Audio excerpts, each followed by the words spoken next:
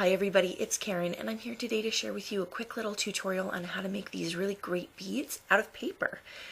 So let's talk about what we're going to need for this particular project. I'm working with this beautiful piece of paper. This is from the Echo Park Style Essentials Upscale Collection.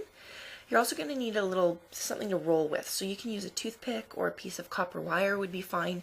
Even the inside of a pen would work, just something with a small diameter that you're going to be able to roll around. You're going to need a ruler and a pen. You're going to need an adhesive. Mod Podge works great, or watered down white glue. This happens to be some ultra thick embossing powder. And then we also need some embossing ink for this technique. Okay, so let's get going.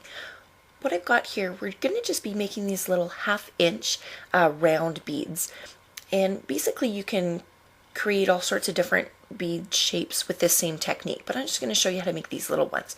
So I'm just taking my ruler here, and just on the edge of a 12 by 12 sheet of paper, I'm just marking every 1/2 inch. This is going to be basically the length of my beads. So I'm just going to do that on one end. And on the other end, what I'm going to do is to create a triangular shape. I'm actually going to start at the 1/4 inch mark, and then from there go every 1/2 inch. What this is going to do is just give me a midpoint to the other end of the paper so that I can just draw some triangular shapes here across the length of this piece of paper. So now what I'm going to do is I'm going to go to my first 1/2 inch mark on this side, and I'm going to match it up with the 1/2 inch mark that was started over here 1/4 inch in. So there we go. Now I'm just going to move the bottom of my ruler over to the next mark. So I kept it the same place at the top and moved the bottom. Now I'm going to keep it at the same place on the bottom and move the top, just so that I use up all of my paper and get these alternating triangular shapes. Let's see if I can hold it up here. I'm not sure you're going to be able to see it on this color of paper, but there are basically some triangular shapes there on my paper. And now all I'm going to do is I'm going to go ahead and I'm going to cut those triangular shapes, and then I'll show you the next step.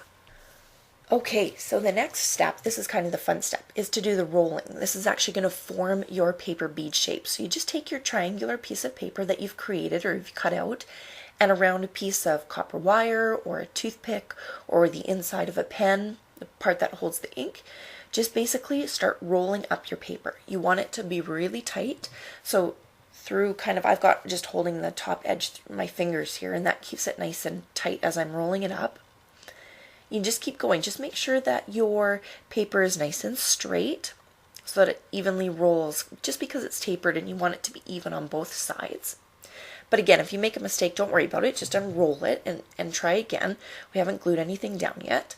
Once you're about 3 inches from the edge, just open up your adhesive, and just using your finger or a paintbrush or something like that, just apply a nice thin, even coat to the edge here, and then go back and just continue rolling up. Make sure you don't put too much adhesive on, otherwise it'll squeeze out the sides.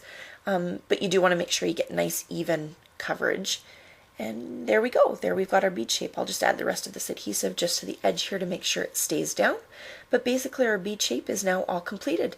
Now I'm going to show you how to finish it up so we make them nice and glossy. The last step is actually totally optional. You already have your paper bead shape, but one of the things I like to do is make it a little bit glossy. So I'm just taking some ultra thick embossing powder and some embossing ink to apply just a nice little shiny layer over the top of my bead.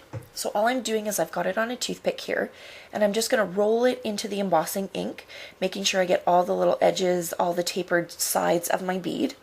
And then I'm just going to open up my embossing powder, and I'm just going to dip it right into the embossing powder, just like that. It's really easy. Then take your heat gun, and slowly, while you're heating this up, what we're going to do is I'm just going to turn the bead on the toothpick as I'm heating it up.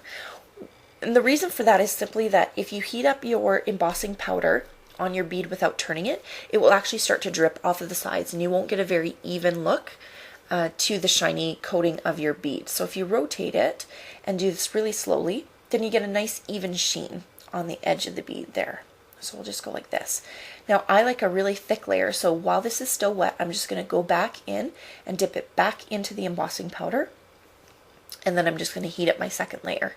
Now again, be really careful that you're rotating it here. You have quite a thick coating of the embossing powder on here now, so you don't want it to get that drippy look as you're working with it, so keep rotating it slowly. Now there's all sorts of other ways that you could do this as well. You could use some glossy accents and just kind of paint that on, some Mod Podge, some of the glossy Mod Podge. And all of those techniques work equally well. The reason I like this one is because as soon as I turn off this heat gun and wait just a few seconds, it's going to be dry and I can handle it and work on my project. And I tend to be a little bit impatient. So I just like the quick drying aspect of this technique to make it a little bit glossy. So there you go. You can see I'm just rotating it a little bit more just as it dries here. If you only put one layer on, you don't have to wait quite this long till it dries. It will go a lot quicker if you have just one thin layer. So I'm just going to kind of pop it off now. Whoops, there it goes. Just move this out of the way. And you can see it's already dry and I already have this beautiful glossy bead that I can work with on a craft project. So I hope you found some inspiration for this project today and use some beautiful Echo Park paper to make some beads for embellishments on cards or layouts or even a necklace or bracelet or a purse like I made today. Thanks for stopping by.